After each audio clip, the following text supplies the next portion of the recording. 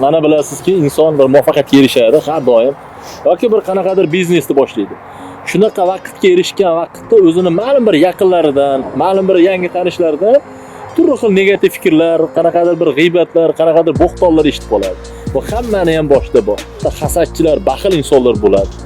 Aynan shu insonlar sizni yanada yuksaklikka ko'taradi. Siz aslo ularga o'zingizni orqangizni qilmang.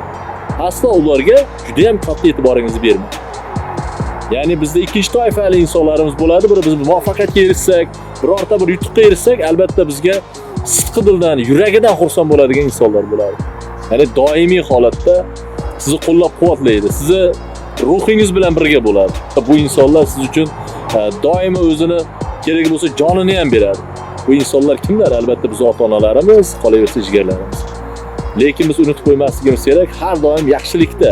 Mana biz kommentariyalarda ko'radigan bo'lsak ham qanaqadir negativ, qanaqadir bir yomon so'zlar bilan, bizni ruhiyatimizni cho'ktiradigan so'zlar bilan bizni haqoratlaydigan insonlar bo'ladi.